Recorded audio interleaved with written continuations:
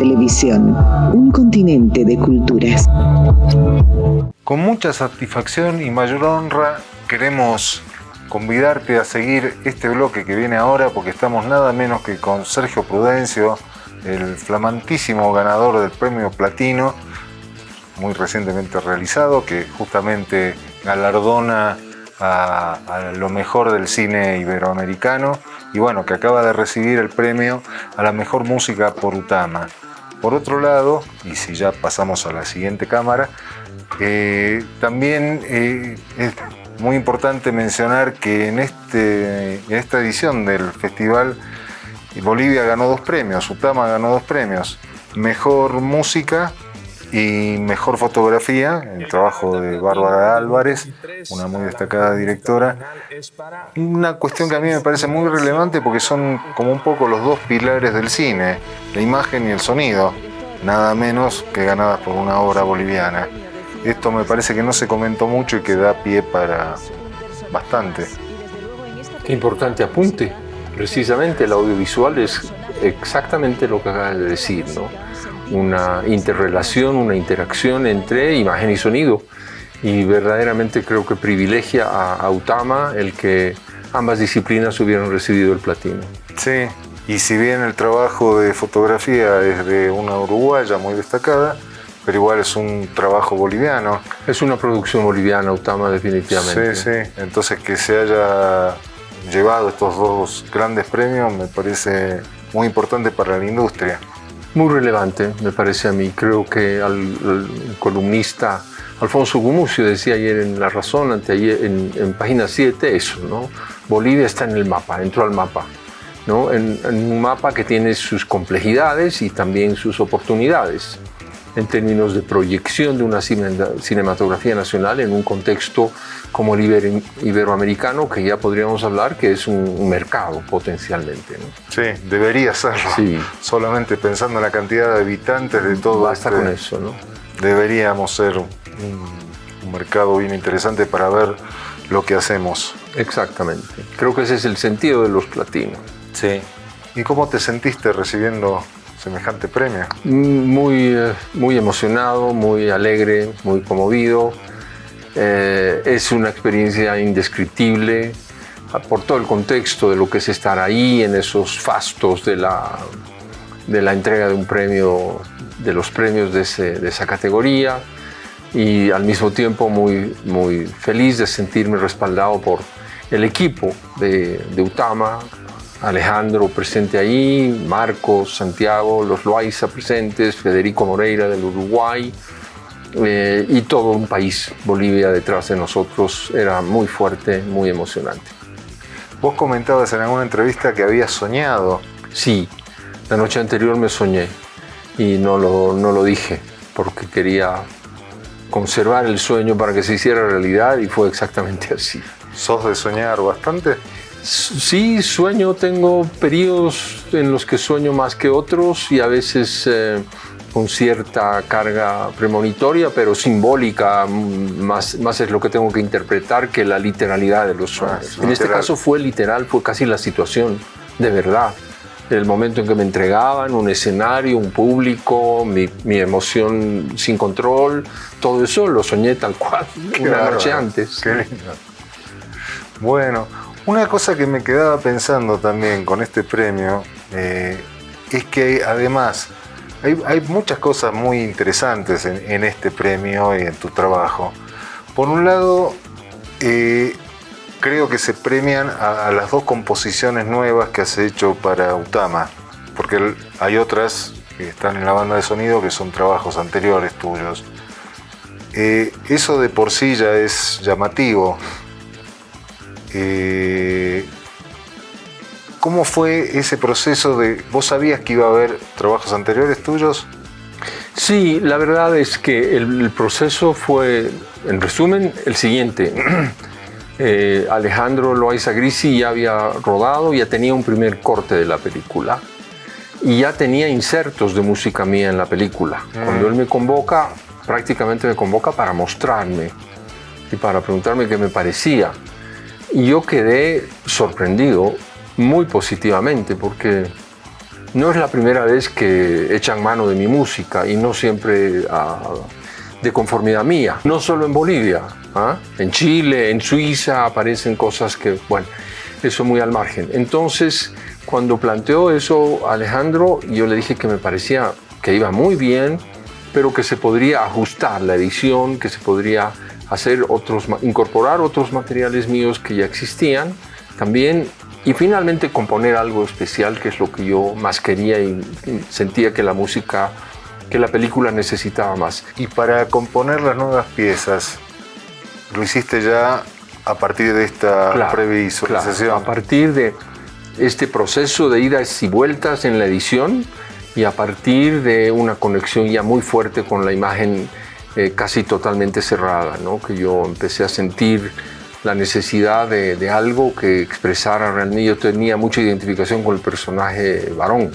con el hombre, el abuelo, ¿no? Entonces yo sentía que tenía ganas de decir algo por ahí en nombre de él, digamos. Otra cosa que también me llamaba la atención es que, por supuesto, la música es algo fundamental en el cine, y muchas veces es algo que o es lo que te queda de una película o está indisolublemente asociado. Sí, hay millones.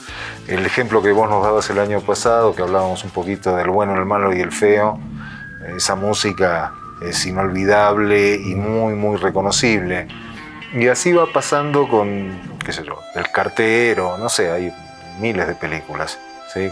con músicas muy, muy reconocibles y pregnantes.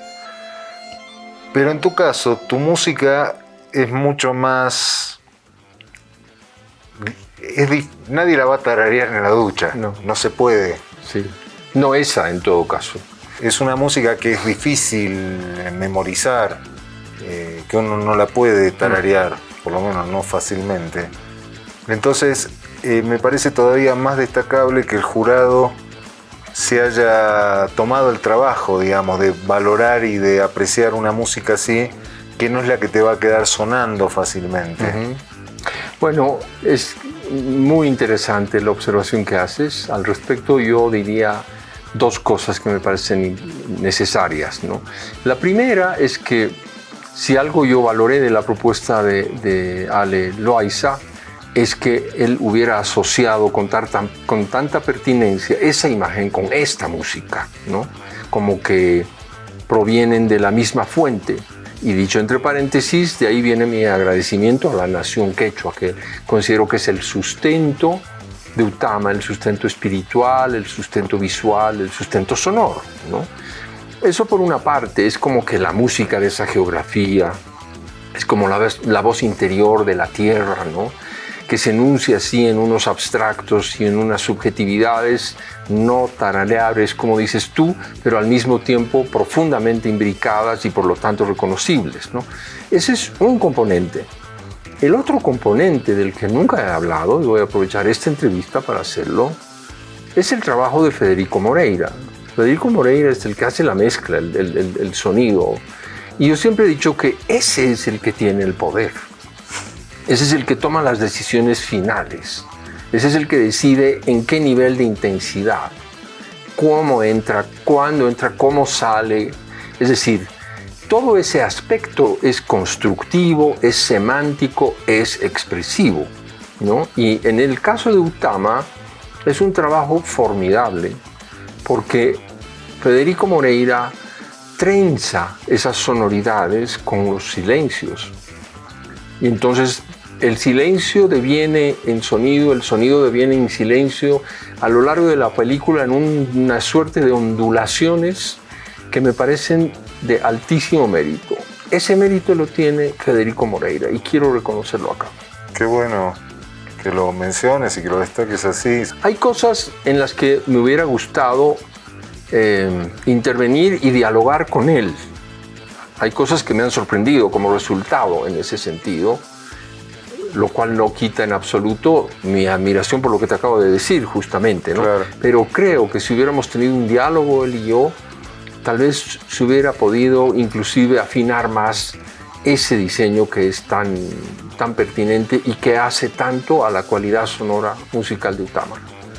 Y al revés, ¿alguna escena, algún momento de la película que te haya sorprendido, que te haya gustado mucho? A mí esas escenas de las recuas de llamas en el campo, acompañando al personaje, al abuelo, en esa soledad casi metafísica, digamos, y la música que sigue a eso me conmueve a mí mismo, sinceramente. También el cine permite una difusión a la música muy distinta y a veces mucho mayor que la que tiene sola. Y en el caso de tu música, que normalmente es más para públicos cultivados o públicos, no todo el mundo va a escuchar tu música. Qué sé yo, en Francia solamente vieron Utama y escucharon Utama 80.000 personas. Me imagino que esto va desde abrir puertas hasta el gusto de hacerte escuchar. Por supuesto, pasa por varias cosas, ¿no? Algunos renunciamientos. Siempre he dicho que el cine a mí me ha enseñado a romper egocentrismos y ensimismamientos, porque la música tiene que ser funcional a un bien mayor, que es la película en tanto lenguaje integrado, ¿no? Eso por una parte yo entiendo que es así y que la música en el cine está prestando un servicio, ¿no? Pues a las órdenes, digamos. Y al mismo tiempo pasa lo que tú dices, abre públicos potenciales que dirán qué es lo que suena aquí, porque efectivamente no suena a una banda sonora convencional de cine. El cine es un lenguaje estandarizado, globalmente. La música también, hay estándares de música para cine, que son los que yo no haría nunca, digamos, ¿no? Por ejemplo. O sea, la tensión la va a hacer siempre un acorde de séptima que va a rematar en un fortísimo con timbales, por decir un lugar común, pero algo así, ¿no? Entonces, o la música de enamorados responde a una arpa en un acorde de séptima mayor desplegado en arpegios, no sé. Estoy caricaturizando, pero de alguna manera es así. Hay fórmulas de la música para cine que se toman y que funcionan, entre comillas, a las que Utama no responde en absoluto, ¿no? Más bien marca otras pautas auditivas en coherencia con las pautas visuales y las pautas narrativas de la película. Y esto de llegar a un público mayor y muy diverso. Pues es maravilloso. Ale me decía que calcula que ya han visto casi 500.000 de personas en el mundo Utama. Wow. Entonces eso es muy halagador, por supuesto, y muy estimulante. Claro. Y aunque una partecita de eso ya sean piratas, por lo que me comentabas, bueno, esperemos que lo vean oficialmente. Bueno, está en Cinemateca Boliviana, hay 2 horarios diarios para el público que quiere ver Utama en la sala 1, que es la excelente sala de la Cinemateca, con muy buen sonido, muy buena imagen, y realmente hay que recomendar al público que vaya y disfrute una película que es maravillosa por la historia que cuenta, por las emociones que suscita, por las identificaciones que le suscita también al público desde diferentes ángulos, perspectivas o ámbitos. ¿Con qué proyectos nuevos estás ahora? El estreno de mi ópera en septiembre, una ópera de cámara que se llama Matilde, en las ojeras de la noche. Es una ópera sobre un libreto escrito por 6 escritoras, a la cabeza de Magela Bodoan. ¡Qué lindo! Con Denise Arancibia, Alba Valderrama, Paula Sensebe, Amil Ross y Adriana Leaplaza, 6 mujeres, que ha sido una experiencia componer una ópera con un libreto escrito por 6 escritoras. Está basada la ópera en Matilde Casasola, desde luego, pero no es una ópera biográfica, es una ópera más bien que reflexiona la poesía de Matilde Casasola, encarnada en un personaje joven que se llama La Mati y que entra en disquisiciones existenciales sobre el ser mujer, sobre el amor, sobre Dios, etc. Es un proyecto grande Se va a estrenar en Sucre, son todos músicos de afuera que vienen. La cantante es Paula Alcócer, boliviana, cochabambina, que vive en Alemania y que tiene un nivelazo impresionante, de manera que estamos trabajando en eso ya. Este viernes hay una reunión de coordinación, la puesta en escena la hace el Teatro de los Andes, de manera que te estoy dando primicias, Diego, vaya. ¿Se va a presentar solo en Sucre? No, la idea es traerla a La Paz, pero no he mencionado que este es un proyecto de la Sociedad Boliviana de Música de Cámara, que es una organización que me comisionó a mí la ópera y a las escritoras la escritura del libreto, y que es una organización que se consolidó durante la pandemia con el proyecto de Música para Respirar. No sé si sabes de él. Es un proyecto maravilloso que te permitía llamar a un teléfono y decir: quiero que le manden un concierto a mi abuelita que vive en Filipinas. ¿Ah, sí? Y online había alguien que estaba en la base de datos de esta sociedad y que decía: yo le puedo tocar a esa señora en tal horario, en tal uso horario. La llamaba a su celular y tocaba un concierto personalizado. ¿Y en vivo? Y en vivo, interactuando con la beneficiaria. Uy, ¿no? qué lindo. Además, eso no le costaba ni a la que recibía el concierto ni al que él pedía el concierto. Estaba financiado por un sponsoring muy grande. Eso es lo que ha posicionado a la Sociedad Boliviana de Música de Cámara en un nivel internacional, y lo que le está permitiendo asumir la producción de este proyecto, que es también muy grande. Qué bueno, maravilloso, Sergio. Bueno, muchísimas gracias. Gracias a ti, Diego. Felicitaciones por este programa que le viene tan bien en este momento al cine boliviano, al público cinéfilo, que es enorme y creciente en Bolivia, sobre todo entre los jóvenes, a quienes mando un cariñoso saludo desde acá. Y nuestras felicitaciones a vos. Muchas gracias. Por toda la música y las maravillas que estás trayéndonos a todos. Estás viendo Avia Yala Televisión, un continente de culturas.